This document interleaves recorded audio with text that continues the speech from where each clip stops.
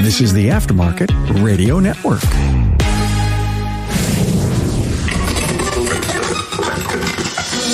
Hey, imagine a group of shop owners that get together to have local training for their area. Now, they aren't concerned with the competition between each other or even the poaching of their technicians. Believe it or not, it's happening in Florida with FASTT, F-A-S-T-T, Florida Automotive Service Technician Training. Jason Stretch has a passion for training and created this group for technicians to acquire real-world information that they can apply immediately. From the Aftermarket Radio Network, hi. It's Carm Capriotto. Find out how FASTT is elevating our industry's training and gain some insight on how you could apply it in your area. Thanks to our partners, Apex and Shopware. You know, Apex knows the importance of the service professional, and last year they created a dedicated space called Repair Shop HQ. This is a one-stop shop for all your service and repair needs, including technical and management classes taught by some of the industry's most sought-after trainers. Still not too late. aapexshow.com/register, November 1st through the 3rd, 2022. See you there. How do you win over young customers? Well, you let them see their repair in progress, rusty parts and all. You update them with live chats and invite them to pay with their phones. That's why you need to get Shopware.com. Hey, good afternoon or good evening or good morning. God, I'm not even sure when you're listening to this. It's Carm Capriotto, Remarkable Results Radio on the Aftermarket Radio Network. Look at Jason Stretch has been a great contributor to the show, and every time I'm on with Jason, he talks to me about new stuff, and I always say, gotta have an episode, right? Or we gotta at least tell the world what's going on down in Florida. So thank you for all of this. And he brought together a great panel, and we're going to talk about FASTT, the Florida Automotive Service Technology Training. But before we jump into that, I want to give you guys a high five that there's some kind of trend going on, or I think this is some kind of seed that's being planted, because I yesterday was in Buffalo at a shop owner, 5 shops, and they have their own training center. And they know they have to train their own people, but the independent group that they're a member of, the training is being offered to them. And it is a beautiful place. We're talking bays, we're talking beautiful classroom facilities, the whole thing. He fell into a really cool building that was so conducive to do this, and they decided to build this, and they're getting ready to start working with all kinds of great trainers. And who knows, John, maybe, come up here to Buffalo. You're in Ohio somewhere, right? You're 3 or 4 hours away. Point is that stuff like this is going on, and what Jason and his group and his team has done in Florida is so darn interesting. Let me introduce everyone. Jason Stretch. Hey, man, owner of legendary automotive and truck, Fort Myers. Kellyn Karr Automotive, Fort Myers, Florida. Hello, Kellyn. Good morning. You've been participating in this FASTT program, and we'll explain exactly what it's all about here. John Forro, Electron John. Hello. Everybody knows you, John, your Facebook page and all the training that you've done with so many companies. And John Labonte, production manager, works for Jason at Legendary Automotive in Fort Myers. And you've been extremely instrumental in pulling this together. Been doing my best for sure. It's definitely something we want to take to the next step. It's great. So what's FASTT? I explained, Florida Automotive Service Technician Training. I'm going to let Jason Stretch just kind of lead the way here. Jason, explain why you did this and how it got started. You have your own website.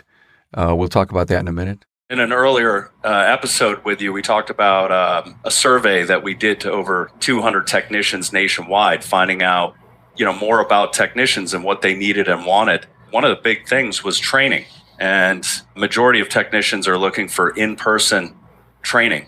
And Jason Labonte and myself, looking at this like, wow, because one of the big stats that we got from the survey was that there was a huge amount of technicians that, other than the technicians in the shop and other than the manager of the shop or the owner of the shop, there was nobody else there to support these technicians. Jason Labonte and myself looking at this were like, well, we've got to do something because that's just horrible. There's nobody there. So, brainstorming, we're like, well, what can we do? And Jason came up with the idea that we bring trainers, shop owners, and technicians together to actually solve the problem and put on we thought we would bring a trainer into our shop and then open it up to other shops around the state of Florida. We'd foot the bill, and any technician from, anywhere that wanted to come by for, amazing training. I mean, John Forro, for crying out loud, Electron John.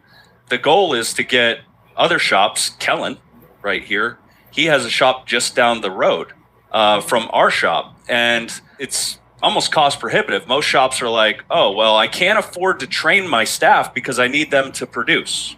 Right? How do I train my staff if I need them to produce? But you can't produce if you don't have trained staff. It's kind of that catch-22. So by putting these events, our vision is these events happening all over the state of Florida and all over the country, where shop owners are caring enough to get industry, the most relevant current industry training delivered at their shop to their staff, and at the same time opening it up to technicians from around the state and around the country. And it's really going to take shop owners, changing their mind about training and caring more than they've cared before, because, unicorns don't exist. Wait a minute. No. I've watched a couple of cartoons that says yes. But, as shop owners, we've got to build unicorns. And in order to do that, we need to work together with other shop owners, the trainers from around the country, and other technicians. And Jason, with being overproduction for Legendary and being in communication with a lot of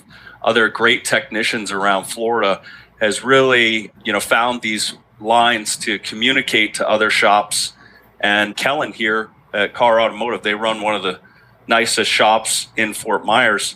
He's looking at doing an event here in the future as well out of his shop. So now we'll be able to leave our shop and go to his shop, and instead of me paying all the money, now I've got another shop owner paying the money as well. So really, we can expose the technicians to a lot more training. You kind of just broke the code there, Jason. And Kellyn, I want to get to you. First of all, you're in town with Jason. You don't look at each other as a competition. And I call that, and there was a great book read called Co-opetition, meaning that, hey, we get it, we understand, but if we don't work together, we kill our own industry. And there needs to be a whole lot more of that. But I know there's shop owners out there listening, the shop owners, because it's about the money right now. I want to talk about the shop owners, then we'll get into the technicians and then the courses and who's coming in.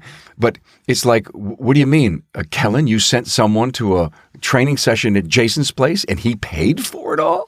Ha! Are you kidding me? Wow, it was like Christmas. I can't believe it. There really is a Santa Claus, a training Santa Claus. But Jason probably said, you do the next one and I'll send my people to your place and you pick up the tab on that. And to me, it is the most wildest concept ever. It's slowly working. Am I right, Kellyn? Yeah, it actually worked slightly differently. They talked about this training session, and I consider my shop to be on the forefront of diagnostics and scanning and everything. I think Jason Labonte actually brought my techs a pamphlet, and he said, you guys got to come to this training event at our shop. Just come on down, won't cost you a thing. And we were like, yeah, okay, absolutely. Not knowing the magnitude of the training, right?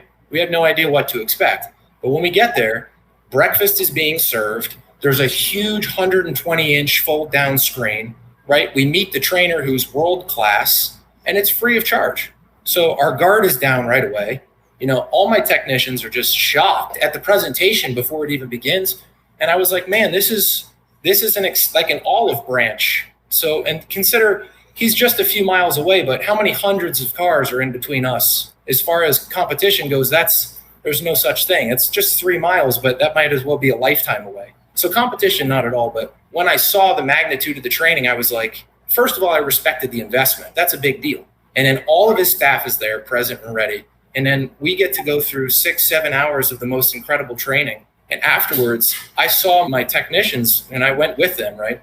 And they were just shocked at what we learned in just one day. And afterwards, I realized I was like, I have to be part of this because it made such a difference on me and on my techs as well. We were shocked. If anyone just listened to what Kellyn said, that you may change your attitude on training.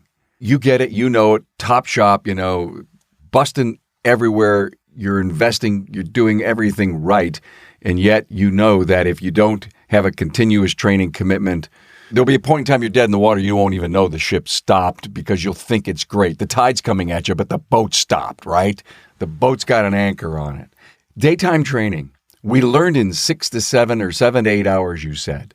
Was this on a Saturday? Was it a weekday? How are you pulling off daytime training? Because I think that's critically important. I said to my techs, we're going to go. If you guys need me to compensate you, I will. I want you guys to go to this.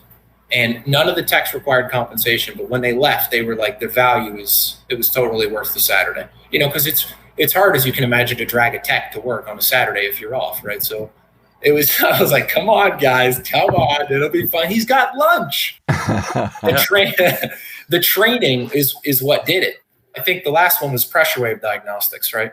That was incredible. I've gone into it lightly, but then, like I said, the technicians got to experience that in-depth training, and it was a first for them. It was like a completely new toolkit, if you will. I want to go into the no compensation thing just for a moment. You said, hey, I'll pay if you want. And apparently no one asked. They can take that training with them wherever they work. And you just anointed them with a $300 or $400, however you look at the math of any training that you would go to. It's like giving them a drawer, a toolbox drawer. Here's a drawer. But I didn't. The other shop did.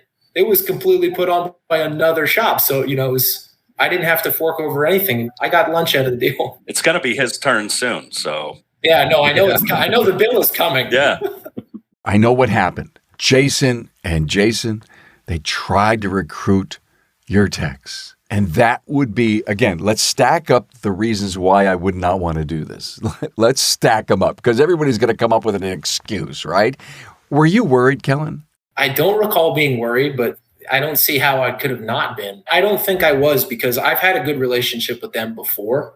And because I was so excited after the training, I was like a kid in a candy store ready to buy the equipment needed. Because, that training session required a lot of investment as far as the new sensors and the scope that I would have had to have bought for the shop. But I was like, I'm on the internet when we got back. So my techs were ecstatic because they saw that I was excited about doing it. So I don't think there was that threat. So you invested in them. You're buying the equipment, considering your people even thinking of going to Legendary was way out of your mind. And that to me becomes an excuse as to why co-opetition wouldn't work in some marketplaces. And I want to serve it up on a platter here because it's the elephant in the room.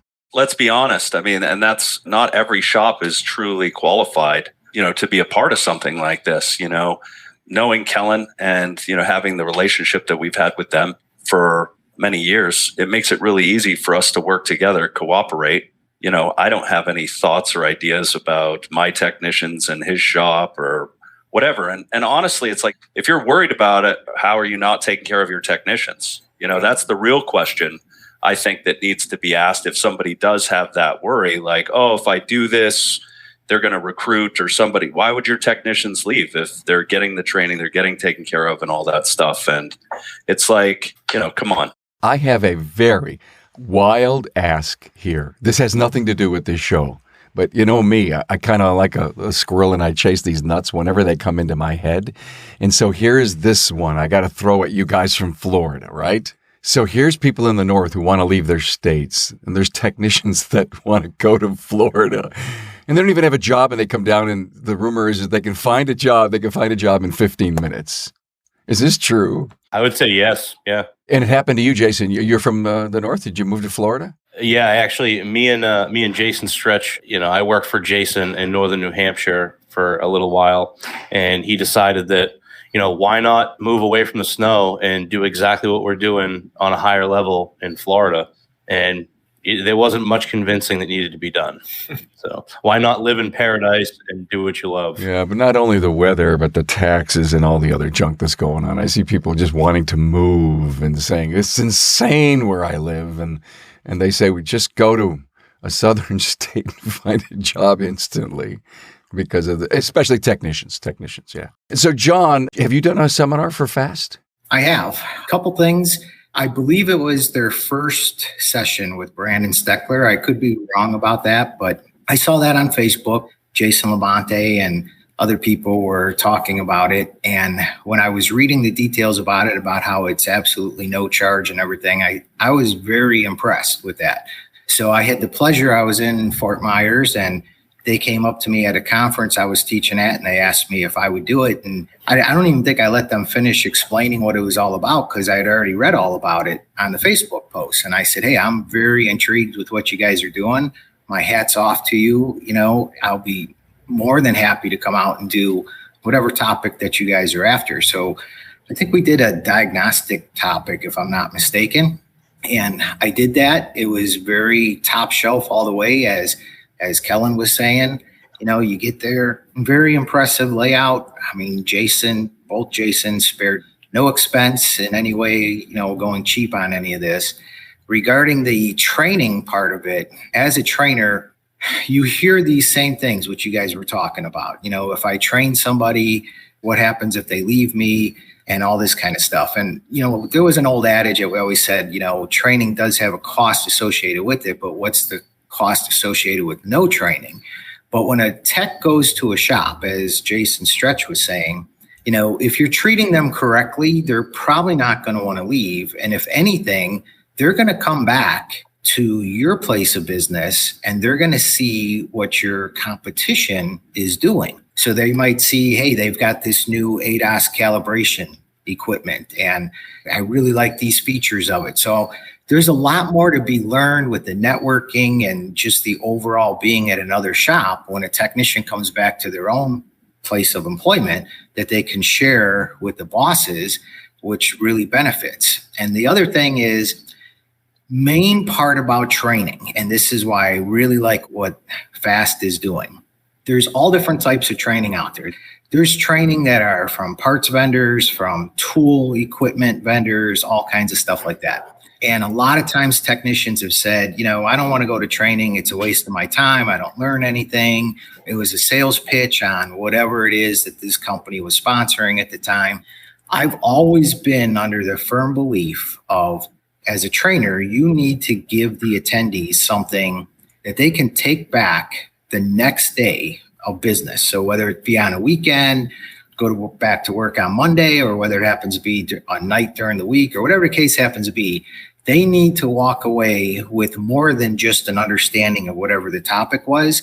You need to give them real world information that they can apply immediately to help further their careers, make their jobs easier, and also, in all reality, make the shop that paid for the training money by whatever it is, the task that they learned or the procedure that they learned or whatever it happens to be. So I did have the pleasure of teaching for them once. And like I said, everything that you're reading about on Facebook and all the posts and on the FASTT website, all the great reviews is 100%. I'm 100% behind them. They're 100% true.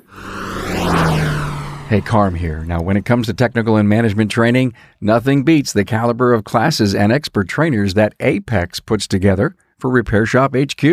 And that's because a panel of shop owners selects the best training that will drive your business forward.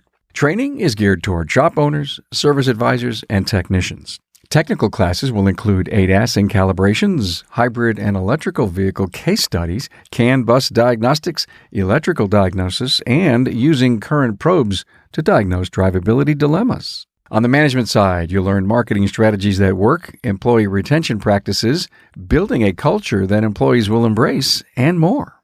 Expert trainers in this year's lineup include Mike Reynolds, John Thornton, Eric Ziegler, Greg Bunch, Bill Haas, and Kim and Brian Walker. Repair Shop HQ training will take place at Apex November 1st through the 3rd in Las Vegas. To learn more, go to aapexshow.com/training. Hey, stop guessing and get working on the next car or the opportunity to buy a second shop. Now, once you can see through the fog of numbers coming at you all day, you'll use less brain power to make better decisions. Start with reading the gauges on every bay and every tech with Shopware's Capacity Dashboard. Now, it makes it easy to see where you can squeeze in one more repair. Then get an overview of every business metric in your shop.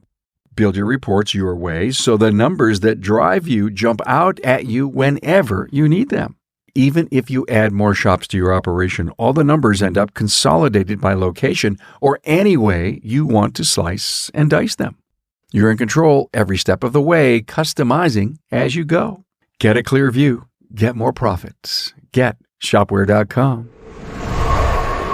If you want to find out any information about what we're talking about, FASTT.tech, FASTT.tech, and that's the website. There's also, I think, a link for the Facebook page. Jason Labonte, I looked at some of the videos that you guys did. Really great stuff. You interviewed Brandon Steckler. That was nice. But you and your boss, Jason Stretch, who you work with, sat down and talked about technician questions that they would want to know in an interview. And I thought that was really fantastic. We've done shows on this on the Aftermarket Radio Network as to what the responsibility of the technician is for their own career and their life. Again, it goes back to this whole training thing. When I mention the word training, I always say it in threes. And there's a reason that I do, because I want the shop owner to realize, I wrote a wild blog on training needs to be a pillar, a committed pillar in the strategy of the company. And if you're not doing the training for all these right reasons, you can't expect to keep up with anything that's going on. It's like a fire hose, John, the tech that's coming out today. You think you know it until next week, and then they're going to change something and add something or update something. And then you're going to have a brand new case study that didn't exist from last week. Now it exists this week because of this. And what we found out, in all the connections you have, people are saying, that's a great idea, John, but here's another shortcut that I just so happened to stumble into. And all of this is training. Jason Labonte, it was a great video. I just wanted to compliment you on doing that interview with Jason Stretch. Your responsibilities, though, in this, I know Jason's basically said, hey, pull this together for me and bring in the classes, bring in the trainers. Are you having fun? Yeah, I'm having a blast. I still do a lot of the high-level training around the country. I love going to Vision and ASTE and some of the other, big-name training things that they put on. And that's really where I meet a lot of these trainers. I try and build a relationship with not only the trainers, but the technicians and some of the shop owners that attend these training conferences, and really just try and explain to them what we're doing. I mean, a lot of the shop owners see what we're doing. And as much as it's the technician's responsibility to want to get the training to better their career, it's really up to the shop owner just as much, because they really need to push their crew to want the training. And I think by doing what FAST is doing and doing training in-house, it helps with cost. You can split things up. I know that shops have relationships with other shops in town. If we're talking about any given state and you've got a town where there's 2 or 3 repair shops and, you guys are all on the same page, you can get a training done at your facility, with a high-level trainer. It's taken care of. It's free for all the technicians to come in. And then it's the next guy's turn. We have another shop owner like Kellyn, who's going to put on the next event, hopefully here soon, in Fort Myers. And my whole crew's going to go. I know Kellyn has a beautiful shop, and we're probably going to get a great trainer in there. And there's going to be some, great material we're going to go over. Everybody's going to learn something. We're going to have lunch. We're going to connect. And I don't think there's no competition, really. I don't think anybody's worried about any technicians going from shop to shop, but it's really bringing the industry together because we're all on the same page. The more training we can get, the more we can uplift ourselves. Rising tide raises all ships, as they say. So the better we can do, as an industry. And that's really the goal. That's the end goal, is to just uplift the industry and get everybody on the same page, show them how important training is.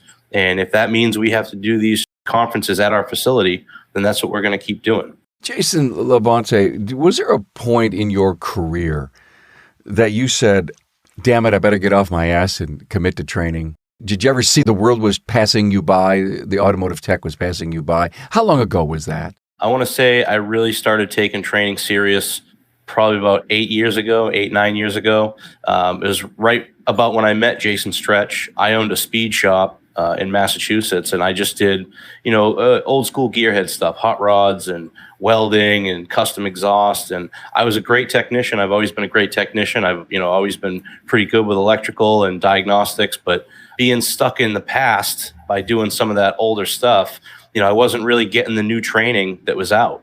And when I got on board with Jason, he really reiterated to me, how seriously he took training, and he put his money where his mouth was. He sent me to these training events, and it was, I got a full week's pay to travel and, hotel and flights and you name it. And I did some of the best training in the country. It changed my life as a technician, for sure. It really made me look at how important it is. And it gave me that 5 years up the road thing. Where are you going to be in 5 years from now without the right training? The technology is going to pass you as a technician, and you're not going to be able to handle the cars that are going to start coming into your shop. And I took that really seriously, and I kind of grabbed the whole training bug by the horns, and I wanted all of it. I wanted to go everywhere. I wanted to go to Vision and ASTE and Automechanica. I wanted all of it. Once we seen how much it took me out of the shop and put me away for so long, traveling around, we started talking about, why can't we just do this here? I have relationships with all these great trainers. What's stopping me from having one of these amazing trainers come right to our facility and, setting up a projector and inviting technicians free of charge? Because let's face it, that's the biggest issue, is what it costs to send your technicians away for a few days. Not only are you losing their production, because a lot of the technicians that are attending this training are, the top percentage of technicians in the industry. These are your best guys you're sending away. And, you're losing production when they're gone, and it costs a lot to send them. Granted, a lot of people say training doesn't cost, it pays. And it does, I agree. But getting some of these trainers into your facility and putting on these events in your area, it's really going to help uplift the area too. I know what FASTT is trying to do. Let's do some daytime on Saturday when we're all closed, and it won't affect our production. But everybody I talk to that does send people out on a 1 or a 2 day, or they have to close the shop, they do whatever they have to do because the production could be an issue, it always comes back. Based on how hard everybody works when they come back and the gained knowledge over time, they're doing all the right things to pay back that training to the point where it pays and it doesn't cost. Next question that begs me, because I'm always thinking of the person who's listening at the other end. What do you set, Jason and John and Kellyn, as a budget for training in your shop? Everybody says, well, if you're going to market, it's maybe 5 to 8% of your sales is marketing, make the phone ring. What's the training budget, guys? Any idea? What we do at Legendary is Jason will look into the future and predict, as far as tools and equipment, what's needed. And then there's the training aspect that goes along with that. And really there's the training that we try to give all the technicians at once. There's the individual technician training program, so there's so much to it. But it really comes down to dollars and cents, is charging enough so that you have that extra money so that you can do adequate training. And, that means, charging more. Charging enough. Oh, for training, for tools, for equipment, for benefits, for expansion. Hello? I can't raise my rate. Can't afford to train, can't afford to do this, can't afford to buy these tools. It's you're not charging enough, basically. You want to raise your life. You want to raise the life of the people that are around you. And it's not going to happen without an investment that you may not see coming back, but it will. You want to hire, again, those unicorns that we talk about. The unicorns, they're not going to come to work for you if you don't have a commitment to training, right, Kellyn? It's true. The training that was relevant yesterday is almost not relevant today. Stuff's changing so fast now. It needs to be continuous process. It can't just be a little here and a little there. It's got to be all the time. John, how do you keep up? I get asked that so often. In my mind, and this is just my personal belief, what makes a good class or somebody that likes a certain teaching style of an instructor or whatever is their ability not only to teach a subject, but the real world aspect of things. And I don't do it as often anymore, but I still work in the shop on a fairly regular basis. So when I'm in front of a group of my peers, I can tell them stuff that I've seen firsthand. I can tell them, hey, yeah, I've been there. That 110 millimeter bolt is next to impossible to get to. Yeah, here's a little trick that I use to get it out or whatever. And I think that real world experience is what is really needed to get a good quality class delivered. You go up front. If you don't know the answer to something, don't make it up, say, hey, let's talk about this as a group. Here was the question. My theory is this, but until I test it out, what do you guys think? Because when we're in this training environment, yeah, there's always going to be somebody up in front of the room, but in all reality, we're all peers. We might have different experience levels. Some of us been in the industry, forever, whatever the case happens to be, but there's no one person that is, the training god, so to speak, in front of the room there. It's the person that maybe did the most preparation for that subject on that day in the room. But in all reality, we're all peers. And that firsthand real world experience is really what it's all about. I don't go to other companies' training classes. There's a personal reason for that. My personal reason is I don't want anybody to ever say I stole their class. So if I've never sat in on a class, there's absolutely no way it's possible I could have ever stolen anything from somebody. However, I do read on the internet. I do a lot of research. I do a lot of, just trial and error testing, if there's a new system that comes out. So, to be honest with you, I'm not a tree hugging electric vehicle type of guy. I know that is going to surprise people with the name Electron John, but that's just a marketing name. I'm old school muscle car. That's why I became a mechanic, right? So I like the old school muscle cars. I always will. I don't care what, muscle car or EV. It ain't going forward unless an Electron helps. Correct.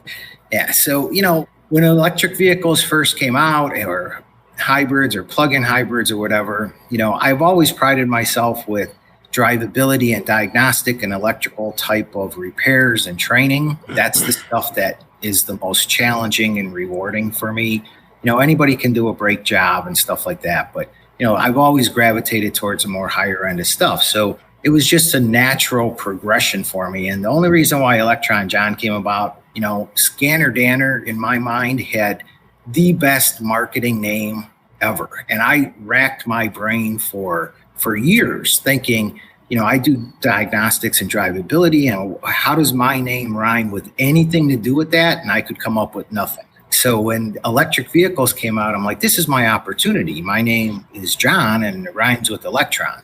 That's just what I do for, personal research, whether it's written learning of some sort, reading articles or whatever, or firsthand real world experience. I mean, that's kind of how I keep up to date with whatever's happening within the industry. Glad to hear your story and your take on training. Guys, I had a thought about support for FASTT, the marvelous, meals that you put out, Jason. Obviously, Kellyn was so impressed with how you did food. I'm food motivated. Yes, yeah. Gotta have something to snack on. No, that's right. I didn't know a technician way to his heart is through his belly. We all know that, right? So food is good if food is right. But would people on the fringe who support us, be it suppliers or other, would be willing to say, hey, the lunch today is provided by X? I mean, is that a piece of philosophy that we can engage more of the industry into what you're doing? We've actually started, doing just that. We've got O'Reilly's for our next event taking care of the food. I think it took doing this a few times for people to see that it's real and that we are truly doing it for the right reasons. And when I think people like, John Forro, Electron John, when, O'Reilly's, when all these different companies around see that you're doing it for the right purpose, they want to get involved and they want to help. And as we continue to go through this, we're figuring out how to continually reduce these costs to the shops and then sharing that success, through our website to other shops, but absolutely reaching out and getting help. One of the things that we didn't get was an answer to the question that I raised, what should we spend on training? And again, you don't have to commit to this, but Kellyn, Jason, would you guys spend 3 to 5% of your sales on training? Should you? I will spend, 7% all day long and more if it's needed. That's a lot of money. If you'd say, for example, the shop's $1 million shop at 7%, that's a lot of money.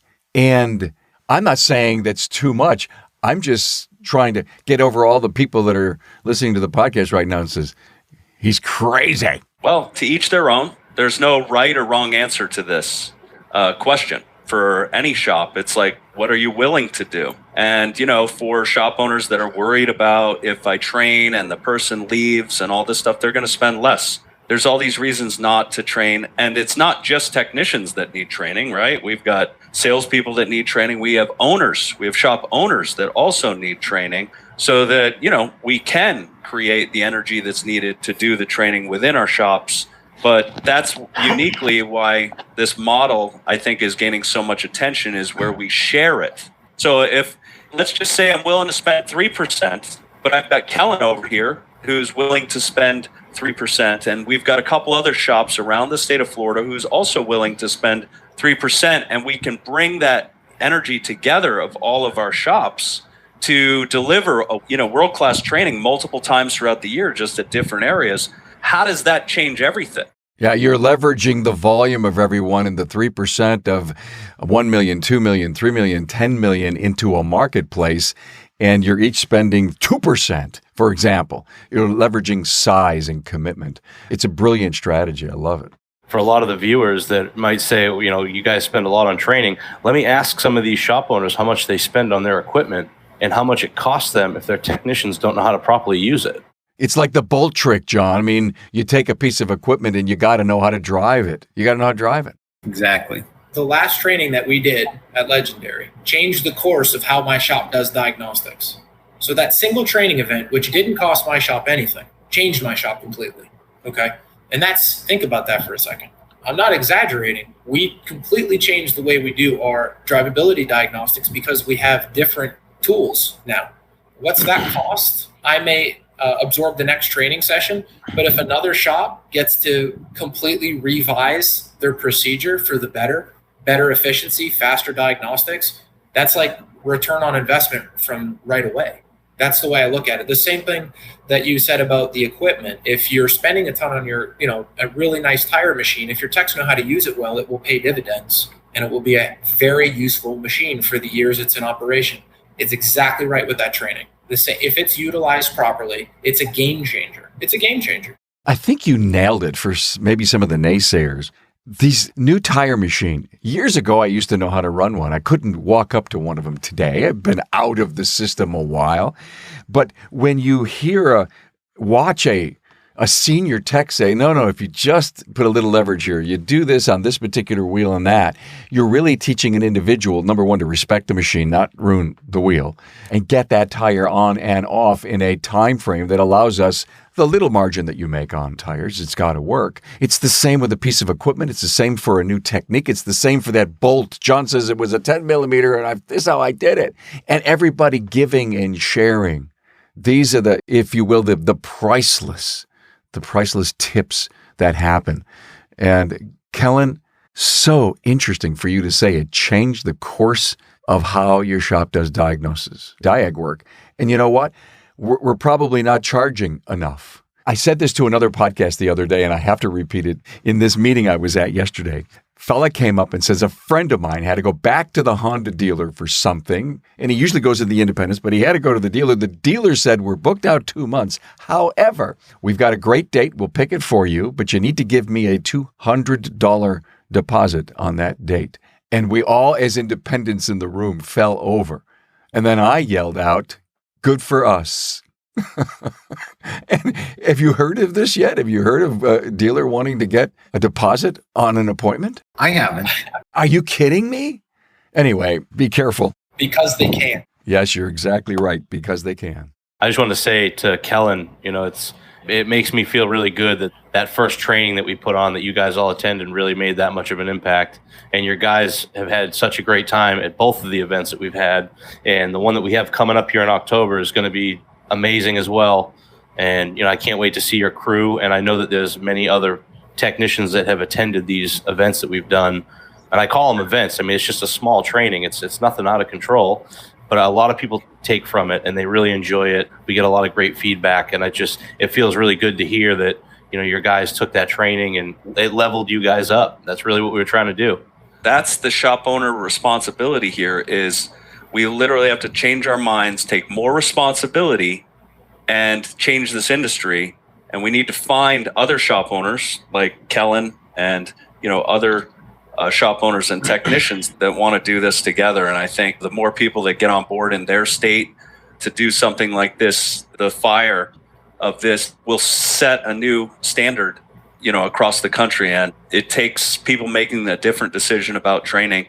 and about, cooperating with other shops, and getting past that fear of, oh, he's going to steal all my cars, he's going to steal all my technicians and stuff like that. So closed-minded thinking. I'm sorry. That's just how I feel about it. Jason Labonte, you said you got something coming up in October. What's the class? We were lucky enough to partner with Sarah Warner and Dorman, and Dorman is going to be supplying us 2 trainers, Pete Meyer and Jerry G. Truglia.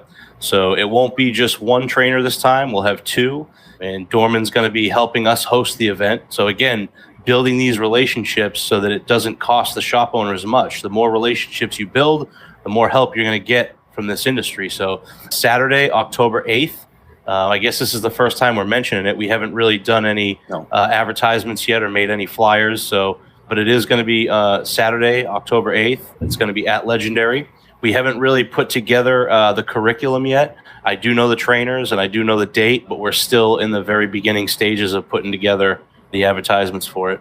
And then soon after that, Kellyn will be making known when the event's going to be at his shop. Something I wanted to mention really quick, too, is this is going back to what Jason was saying a couple of minutes ago about how important it is for shop owners to make sure that they're getting behind this training for their technicians. And again, there's been 100 podcasts about this, and people talk about it all the time, is not being able to find good quality technicians. I mean, it's just something that's just been beat to death about there's no technicians out there, they're so hard, or the people that are the good technicians, they're happy where they're at. The fact of the matter is we need to create these people. There is no finding the perfect technician for your shop. We need to build technicians. We need to do that using training. I'm so curious about this budget issue with training that I'm going to reach out to a whole bunch of coaches that I know who see profit and loss statements all day long and ask them, what's the average budget for training that you see? And of course, Hunt Demarest, he's an accountant for only shops, and ask him what's the average spend on training. I'd love to find that out. Hey guys, so here, the encouragement, the reason I did this show, because we want you to think about doing this in your town. And oh, by the way, did I mention that Dorman and Sarah and G and Pete, I know them all so well, and Dorman's a great partner of the Aftermarket Radio Network. So great. I'm glad to hear you guys have hooked up with Dorman on that.